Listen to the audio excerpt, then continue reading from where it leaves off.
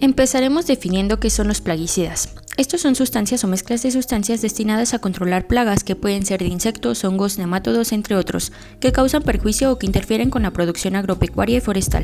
Estos están divididos en grandes grupos dependiendo de su uso.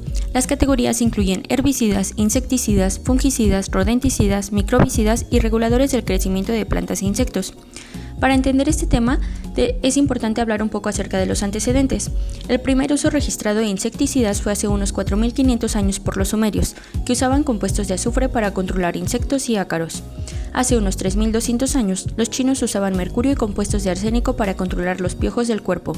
Los primeros compuestos orgánicos como nitrofenoles, clorofenoles, naftaleno y aceites de petróleo se utilizaron para plagas de hongos e insectos. El inconveniente de muchos de estos productos fue su alta tasa de aplicación, falta de selectividad y fitotoxicidad. El crecimiento de plaguicidas sintéticos se aceleró con el descubrimiento de los efectos del DDT, BHC, Endrin, Paratión, Captán, entre otros, ya que eran eficaces y económicos.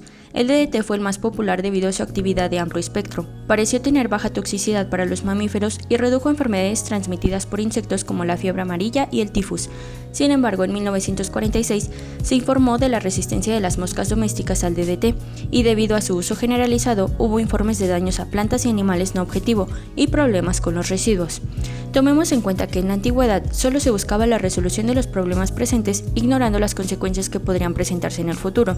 Ahora bien, veamos el panorama actual.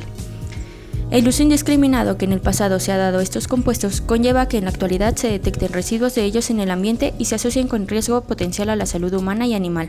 Ahora se sabe que debido a sus características químicas, los plaguicidas son contaminantes persistentes que pueden resistir la degradación fotoquímica, química y bioquímica, por lo que su vida media en el ambiente puede ser elevada. Distintos informes de las Naciones Unidas han indicado que de todos los plaguicidas usados en la agricultura, menos del 1% son incorporados a los cultivos. El resto termina contaminando la tierra, el aire y principalmente el agua.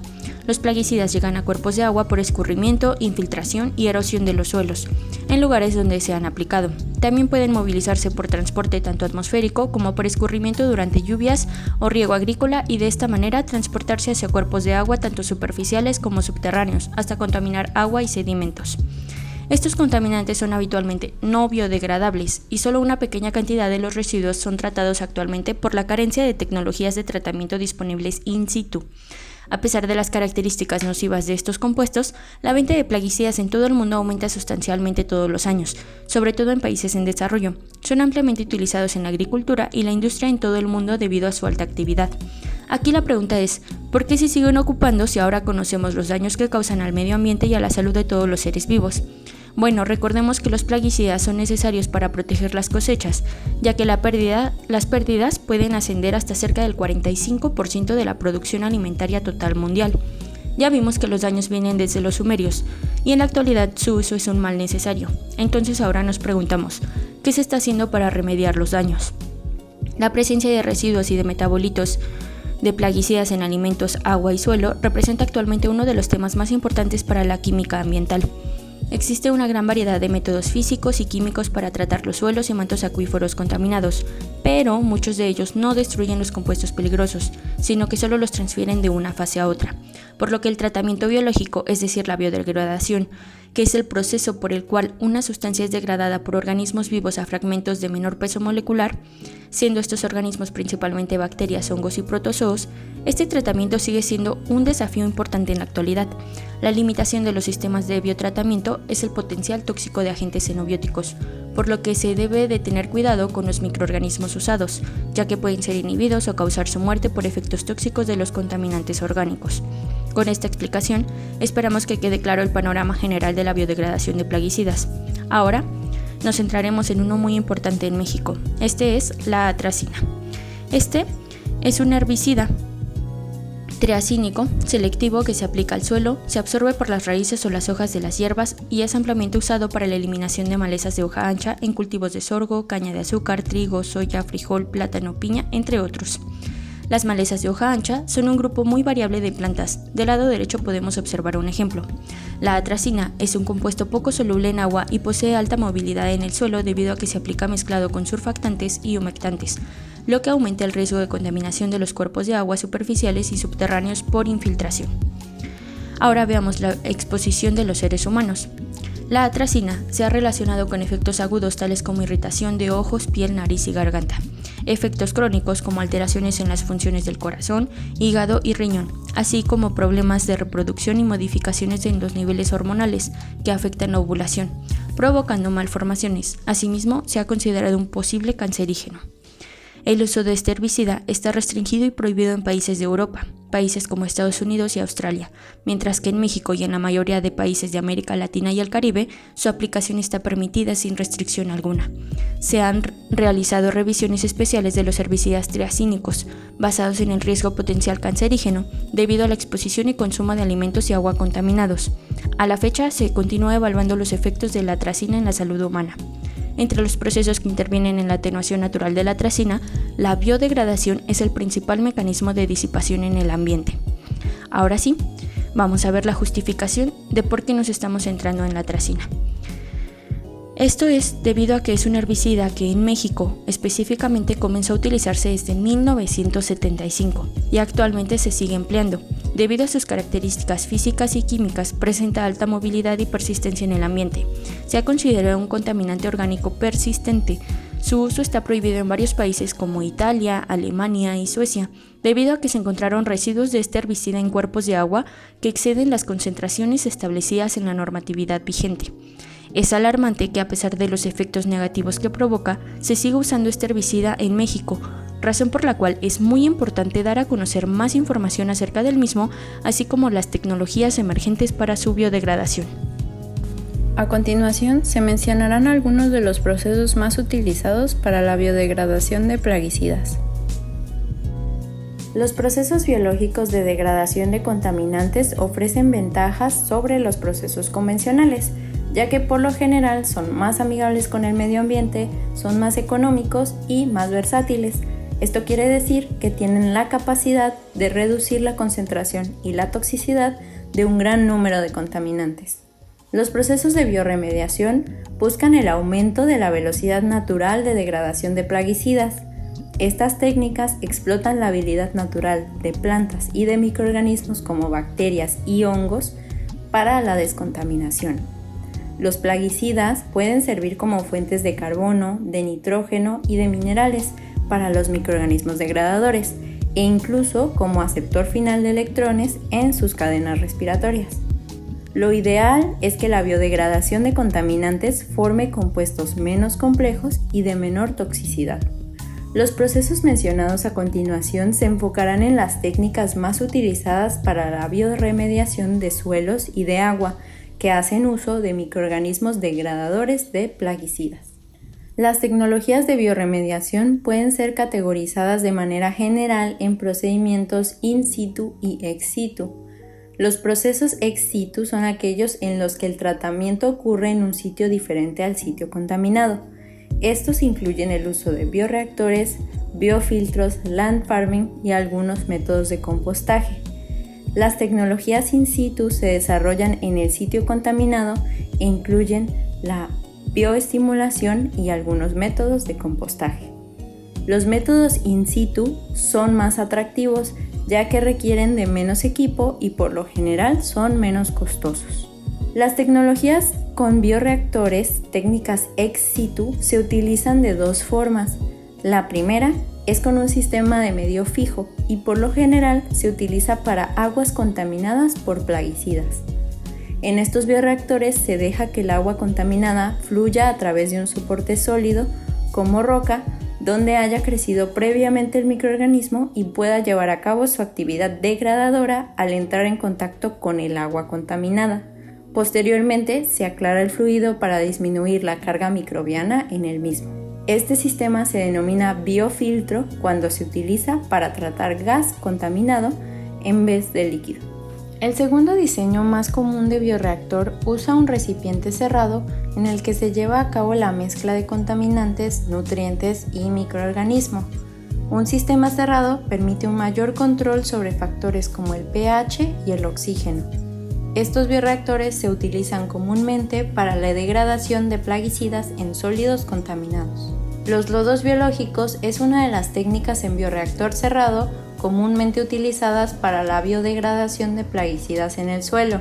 En este método, el suelo se excava y se cierne para la eliminación de partículas de gran tamaño.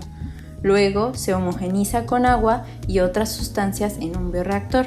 Esta solución de lodos hace posible que los contaminantes se mezclen y se relacionen con los microorganismos degradadores, los cuales pueden ser nativos del suelo o añadidos al bioreactor. A menudo se utilizan múltiples bioreactores seguidos para aumentar la velocidad y el grado de la bioremediación.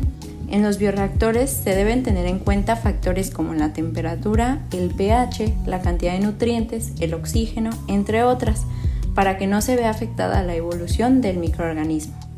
Posterior a esto se lleva a cabo una aclaración donde se deshidrata la mezcla y se separa el suelo limpio, regresándolo al lugar de extracción.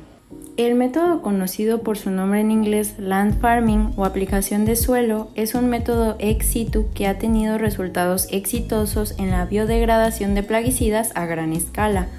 Este método consiste en añadir medio contaminado, ya sea suelo, lodos o sedimentos contaminados, sobre suelo no contaminado.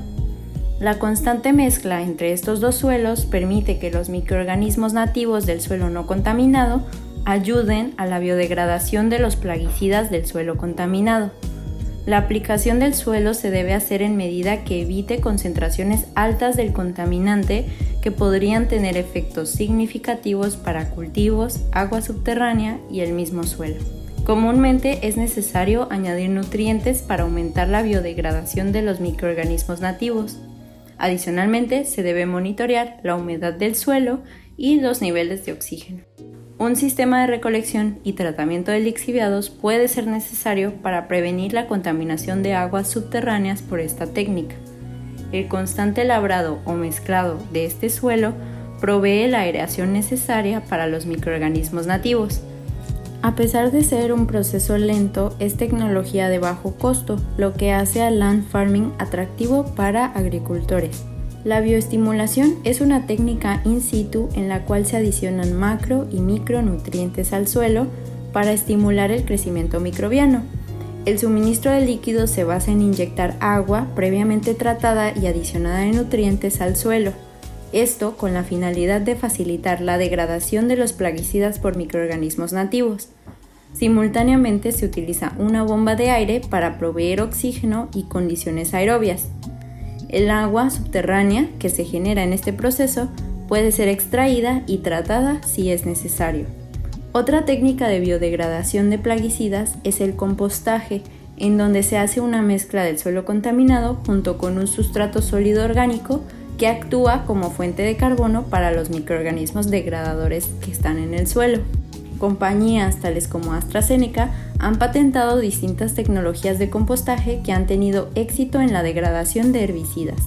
Puede llevarse a cabo tanto in situ como ex situ, añadiendo al suelo el sustrato orgánico, así como también una fuente de nitrógeno y de fósforo. Para el tratamiento ex situ, el suelo se excava, se selecciona y se forman filas como se visualiza en la imagen. Se debe tener bajo constante observación los parámetros importantes, pH, potencial redox, humedad, entre otros, así como también se debe mantener el suelo bajo constante mezcla para mantener aireación y homogeneidad. El suelo también puede mantenerse anaerobio cubriéndose con plástico y fomentando así el crecimiento de microorganismos anaerobios. Para continuar con el tema, hablaremos sobre las aplicaciones que tiene la biodegradación de los plaguicidas. Esta técnica da lugar a varios procesos de bioremediación en el medio en donde se vierten dichas sustancias. Bioremediación de suelos. La bioremediación es una forma promisoria y menos costosa de eliminar los contaminantes presentes en suelos, ya que permite utilizar la gran biodiversidad microbiana de los mismos como herramienta para mejorar ambientes dañados y preservar la salud de los ecosistemas. Usualmente, los compuestos contaminantes de los plaguicidas son total o parcialmente biodegradados por un grupo de bacterias aerobias que cometabolizan los mismos debido a su capacidad metabólica. Sin embargo, se están ampliando el uso de bacterias anaerobias con el fin de eliminar sustancias tóxicas del suelo, lo que permitirá la evolución de nuevas cepas y por tanto la formación de hábitats nuevos, teniendo como ejemplo la sobrevivencia y el crecimiento de plantas susceptibles a las toxinas de los plaguicidas. Biorremediación del agua. La mayoría de los residuos de plaguicidas se incorporan en los ecosistemas acuáticos debido a la lixiviación y a la escorrentía, atentando la vida de los organismos y provocando desequilibrio en su ADN, hasta ocasionar mutaciones, carcinogénesis y una carga genética que dura varias generaciones. Bajo determinadas condiciones, algunos plaguicidas pueden lixiviar hasta las aguas subterráneas después de su aplicación en el campo utilizado para la agricultura. El problema radica en que entre el 60 y el 65% de las personas en varios territorios utiliza el agua subterránea para obtener agua potable, y los métodos convencionales para la eliminación de plaguicidas no son tan eficaces para la baja degradabilidad de las toxinas presentes en los mismos. Esto vuelve necesario el desarrollo de nuevos métodos que eliminen los plaguicidas en aguas contaminadas, sin perjudicar al medio ambiente ni a la salud humana. Es por esto que la biodegradación de plaguicidas ha adquirido importancia y atención de diversas partes del mundo, ya que puede disminuir considerablemente la contaminación y puede mejorar la calidad del agua que se expone al uso de plaguicidas. Disminución del efecto de bioacumulación. Los plaguicidas tienden a bioacumularse a través de las cadenas tróficas, presentando altos niveles de toxicidad, debido a que los metabolitos permanecen en el cuerpo y son transferidos a los predadores cuando estos se alimentan. De esta manera, la concentración de dichos metabolitos incrementa a medida que se recorre la cadena alimenticia. Veamos este proceso con un ejemplo común. Muchos suelos contaminados con pesticidas son usados para futuras siembras o como zona de pastoreo, por lo que las toxinas que contienen pueden estar presentes en las cosechas posteriores o en los productos derivados del animal alimentado en esos terrenos, como la carne o la leche. Los tóxicos se bioacumulan debido a las propiedades físico-químicas del plaguicida, como su variable liposolubilidad que le permite pasar de una matriz a otra, ocasionando desequilibrios ambientales e intoxicaciones alimenticias en animales y humanos. La bioacumulación puede disminuir considerablemente con la biodegradación de plaguicidas, mejorando no solo la calidad del ganado, sino también reduciendo la intoxicación de quienes consumen productos derivados de este, y finalmente reduciendo la contaminación presente en zonas agrícolas. Bueno, ahora hablaremos sobre los microorganismos que degradan a la atracina. Realmente hay poca información sobre los microorganismos que son capaces de lograrlo. Sin embargo, de los que están reportados se encuentran los microorganismos del género Actinobacteria, Proteobacteria, Firmicutes, Bacteroideles y, no podía faltar, Pseudomonas. Pero, ¿cómo logran estos microorganismos degradarlo? Bien, pues estos microorganismos poseen en su DNA un plásmido natural o un análogo a este que codifica para las enzimas necesarias, además de controlar el catabolismo, su mantenimiento, transposición, transferencia y replicación del mismo plásmido. Estas enzimas son capaces de degradar la atracina en amoníaco y dióxido de carbono. Estos microorganismos que son capaces de degradarlo usan a la atracina como una fuente de nitrógeno debido al estado totalmente oxidado de los carbonos, como el anillo de S-triacina, además de que las cadenas laterales N-alquilo de igual forma pueden usarse como una fuente de carbono. La piedra angular que permitió el entendimiento del mecanismo de degradación de la atracina y su posterior investigación fue gracias al género Pseudomonas, específicamente fue a la cepa PADP-1, en donde se encontraron los genes que codifican para cada etapa de la degradación denominados ATS-A, ATS-B, ATS-C, ATS-D, ATS-E y ATS-F. En dicha cepa también se encontró el plásmido denominado PADP-1, que cuenta con 104 sitios de lectura abierta. De igual forma se puede regular la degradación de atracina por microorganismos induciéndola con ácido cianúrico y reprimiéndola por una fuente preferencial de nitrógeno. Ahora la pregunta es, ¿y cómo lo hacen? Pues bueno, la ruta que usan los microorganismos involucra dos etapas. La primera se encarga de convertir la atracina en ácido cianúrico mediante la remoción de cloruro y las cadenas laterales N-alquilo por medio de hidrólisis, y la segunda que se encarga de hidrolizar el ácido cianúrico hasta obtener amoníaco y dióxido de carbono como productos finales. Dentro de la primera etapa, se destaca que las enzimas empleadas son ampliamente específicas.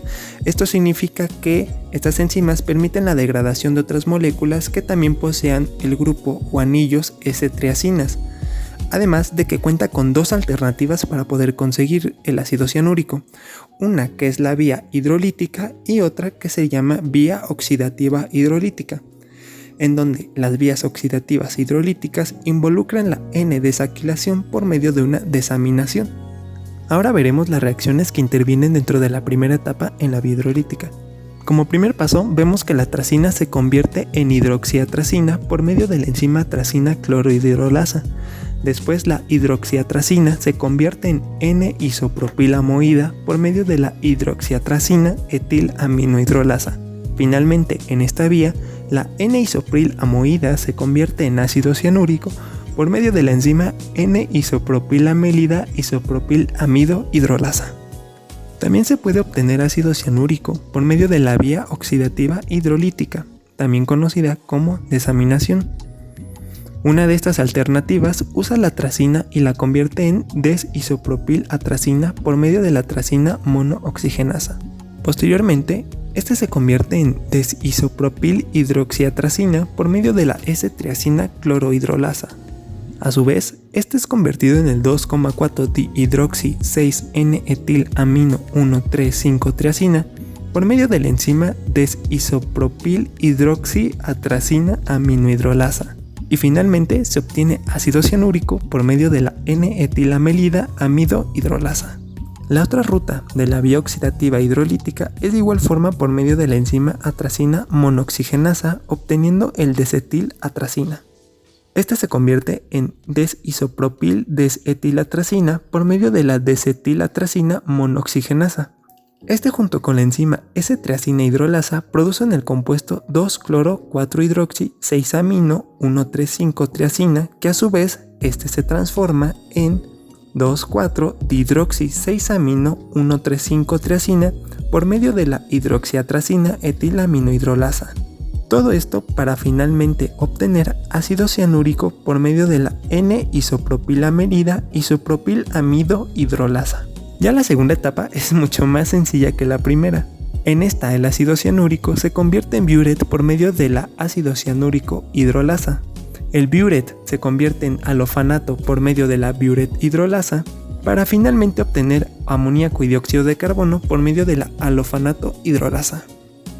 Ahora, para concluir el tema, retomaremos la biodegradación general de los plaguicidas a nivel mundial y en nuestro país, comenzando por el panorama mundial. De acuerdo con los organismos mundiales de referencia, los residuos de fármacos y agroquímicos, como lo son los plaguicidas, son considerados un factor de riesgo en la salud pública y un limitante en el desarrollo económico de cualquier territorio. Por ello, en varios países se ha desarrollado de diferentes formas la biodegradación de plaguicidas.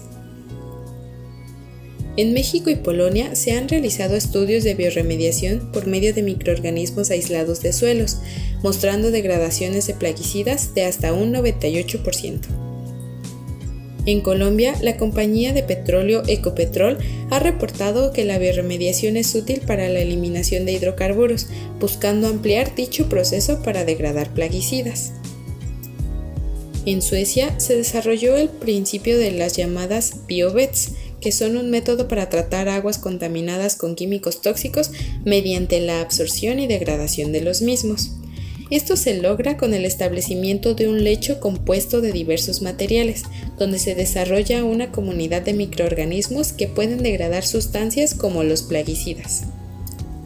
Finalmente, en Venezuela se han enfocado los últimos años en la investigación destinada al desarrollo de técnicas biocorrectoras basadas en la bioremediación de diversos compuestos xenobióticos obtenidos de las industrias petrolera y minera, que son las predominantes en este país. Panorama en México. En México, la remediación de suelos contaminados es la técnica más estudiada, siendo regulada por la Ley de Prevención y Manejo de Residuos, LGPGIR, cuyas disposiciones estipulan qué medidas correctivas implementar para reducir los riesgos a la salud y al medio ambiente. Su labor es complementada por la Semarnat, quien registra a las empresas agrícolas y les da autorización de utilizar servicios de remediación de suelos contaminados. En la gráfica presentada se pueden observar las diferentes tecnologías de remediación de suelos contaminados usados en México, siendo la biorremediación la más común, con un 48% de utilización. Pero al hablar específicamente de la biorremediación de suelos contaminados con plaguicidas, no existen reportes de trabajos realizados en campo, lo que es preocupante ya que la agricultura en nuestro país ha ido al alza principalmente por el uso de los plaguicidas.